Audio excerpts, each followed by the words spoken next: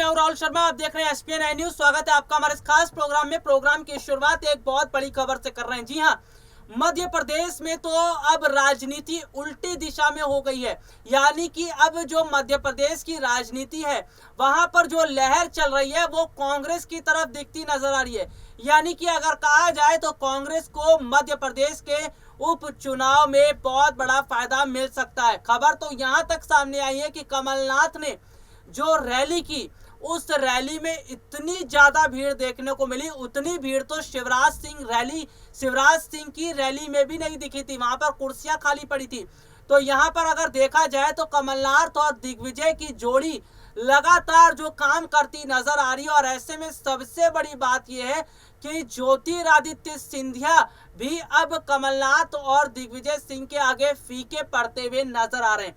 जिस तरह से ज्योतिरादित्य सिंधिया जो है उन्हें लोगों के गुस्से का शिकार होना पड़ रहा है, शिवराज सिंह चौहान को लोगों के गुस्से का शिकार होना पड़ा। लोगों ने शिवराज सिंह चौहान और सिंधिया के खिलाफ नारेबाजी की मध्य प्रदेश में। और अगर दूसरी तरफ देखा जाए तो कमलनाथ और दिग्विजय सिंह जिस तरह से वो रणनीति बना रहे हैं और जो रैली की कमलनाथ ने, उससे साफ पता चलता है कि अब जो कांग्रेस पार्टी की स्थिति है वो पूरी तरह से अलग दिशा में होती हुई नजर आ रही है। अगर ये भी कहा जाए तो मध्य प्रदेश का उपचुनाव कांग्रेस पार्टी जीत सकती है। और सीधा सीधा कमलनाथ और दिग्विजय सिंह ने सिंधिया और शिवराज को परास्त कर दिया। इसे कहते हैं रणनीति। अगर मैं बात करूं तो जिस तरह से कमलनाथ और दिग्विजय सिंह ने जो रणनीति अपनाई है और जिस तरह से कमलनाथ और दिग्विजय शिवराज और सिंधिया पर निशाना साधने का कोई मौका नहीं छोड़ते। कई बार तो दिग्विजय सिंह ने बड़े ही अनूठे अंदाज में सिंधिया को घेरा और सिंधिया समर्थकों को लेकर भी अपनी बात रखी। तो ये साफ पता चलता है कि सिंधिया और उनके समर्थकों को तोड़ने का काम कमलनाथ और दिग्विजय तो कर ही रहे हैं। इसके साथ ही साथ अगर हम बात करें तो जिस तरह से मध्य प्रदेश में कांग्रेस पार्टी की स्थिति मजबूत होती हुई नजर आ रही है, इससे ये साफ पता चल रहा है कि माहौल अब बहुत ज्यादा अलग होता नजर आ रहा है। ऐसे में कहीं ये ना हो कि जनता के गुस्से का शिकार शिवराज और सिंधिया को और उठाना पड़े और इसका जो फायदा है वो दिग्विजय और कमलनाथ को हो।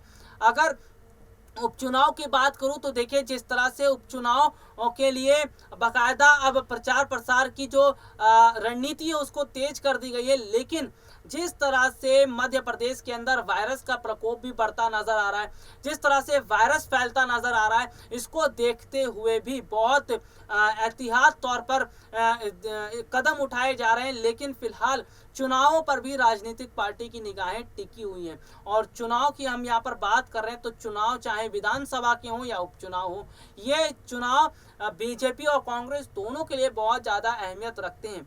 लेकिन जिस तरह से माहौल अब मध्य प्रदेश का उल्टा बनता हुआ नजर आ रहा है, मध्य प्रदेश की जो स्थितियां हैं वो फिलहाल अलग होती हुई नजर आ रही है। इससे साफ पता चलता है कि अब स्थितियां अब मध्य प्रदेश की वो बहुत ज्यादा अलग हो चुकी हैं। अगर हम बात करें तो ज्योतिरादित्य सिंधिया और उनके समर्थकों को जो तोड़ने का काम कमलनाथ और दिग्विजय कर रहे हैं, इससे साफ पता चल रहा है कि कमलनाथ और दिग्विजय पूरी तरह से अब प्लानिंग करते नजर आ रहे हैं। और अगर देखा जाए तो सिंधिया और उनके समर्थक अगर आशंका लगाई जाए वापस से कांग्रेस में जाते हैं तो इससे कांग्रेस पार्टी की स्थिति मजबूत हो सकती है। हालांकि बीते कुछ दिनों पहले खबरें भी सामने आई थी जिनमें देखिए बताया गया था तुलसी सिंह सिलावट, मलया, और उसके बाद अगर बात की जाए बहुत सारे ऐसे नेता थे जो ये बताए जा रहे थे कि वो सिंधिया शिवराज से नाराज हैं और वो कांग्रेस की सदस्यता ले सकते हैं। तो ऐसे में ये स्थितियां बनती नजर आ रही हैं। और अगर कहीं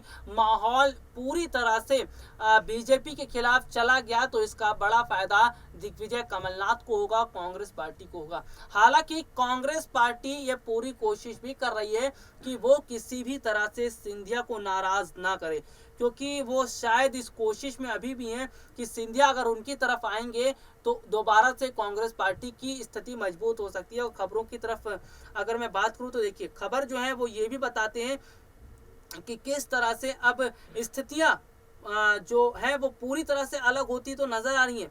लेकिन अगर कहा जाए तो फिलहाल मध्य प्रदेश में तो बीजेपी के लिए मुश्किलें खड़ी हो रही हैं। और खड़ी कौन कर रहा है मुश्किलें?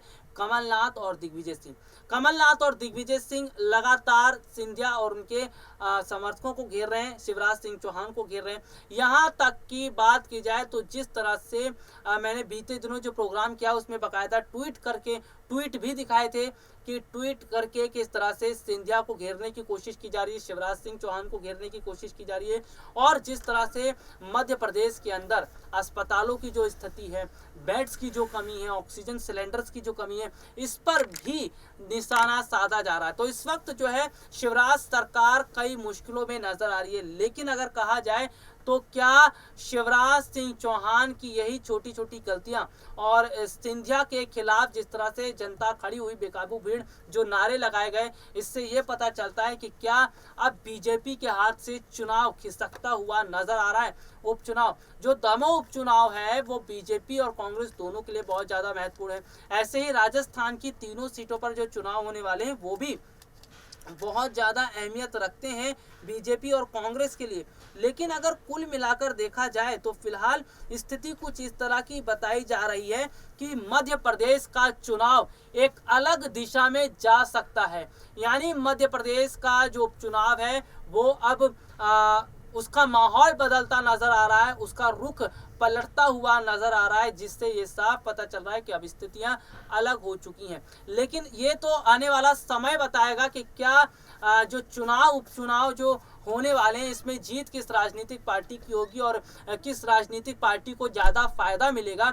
लेकिन अभी फिलहाल स्थितियों की अगर हम बात करते हैं तो स्थितियां इस ओर इशारा जरूर कर रही हैं कि राजस्थान का जो चुनाव है, राजस्थान का चुनाव वो जाता हुआ नजर आ रहा है। कांग्रेस बिल्कुल पूरी तरह से कांग्रेस के तरफ भी वहां पर स्थिति दिख रही है कि कांग्रेस को वहां पर जीत मिल सकती है, क्योंकि सचिन पायलट तो इतनी आसानी से चुनाव अपने हाथ से जाने नहीं देंगे। इसके अलावा अगर हम मध्य प्रदेश की बात करें तो मध्य प्रदेश में भी ये देखने को मिल रहा है कि वहां पर कांग्रेस अपनी पकड़ बनाती नजर आ रही है। हालांकि कांग्रेस पार्टी ने जो कैंडिडेट उतारे हैं वो भी बहुत ज्यादा बीजेपी के कैंडिडेट को टक्कर देते नजर आ रहे हैं।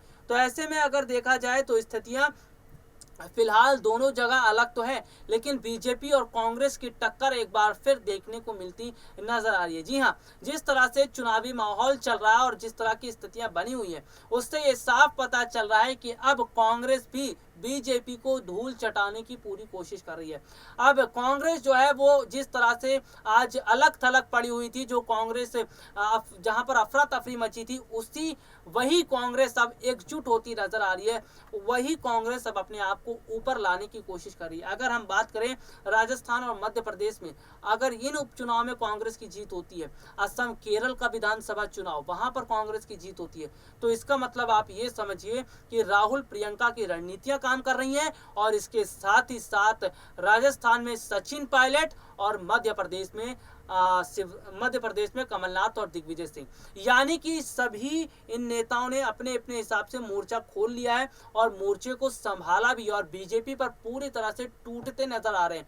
यानी कि वो ये दिखाने की कोशिश कर रहे हैं कि बीजेपी से वो डरे नहीं है और बीजेपी का वो डटकर मुकाबला करेंगे। देखिए, अगर हम बात करें तो ममता बनर्जी भी जो हैं पश्चिम बंगाल की मुख्यमंत्री, वो भी ये कह चुकी हैं कि बीजेपी के आगे झुकेंगी नहीं और वो पूरी मजबूती के साथ चुनाव लड़ेंगी। खैर, हम ममता बनर्जी पर बात नहीं कर रहे हैं, हम बात कर रहे हैं मध्य प्रदेश की। और मैं आपको ये बता रहा हूँ कि विपक्षी पार्टियां किस तरह से अब बीजेपी के खिलाफ खड़ी होती हुई नजर आ रही हैं। और अगर कहा जाए तो यही स्थितियां रहीं तो वाकई में कांग्रेस पार्टी दोबारा से ऊपर आती हुई नजर आएगी। और कांग्रेस पार्टी के ऊपर आने से बहुत बड़ा फायदा कांग्रेस पार्टी को होगा, कांग्रेस के वोट शेयर बढ़ेंगे। और अगर मैं स्थितियों की बात करूं तो देखिए, मेरे पास जो लगातार खबरें आई हैं, ये खबरें ये भी बताती हैं कि किस तरह से आज स्थितियां जो है वो ये बताती हैं कि अब कांग्रेस पार्टी अपने आप को अगर संभालेगी नहीं, कांग्रेस पार्टी अगर वक्त से पहले नहीं संभलेगी तो उसका इतिहास जो है वो शायद पन्नों में रह जाएगा, पन्नों में ही दर्ज रहेगा। तो ऐसे में कांग्रेस पार्टी को ऊपर आने के लिए बहुत सारी कोशिशें करनी पड़ेंगी और ये कोशिशें कितनी कामयाब होंगी ये तो वक्त बताएगा। लेकिन अगर बात की जाए तो हर जगहों पर कांग्रेस ने अपनी स्थिति मजबूत कर ली है और वो बीजेपी को टक्कर देने की कोशिश कर रही है। फिलहाल के लिए आज मुझे इजाजत दीजिए।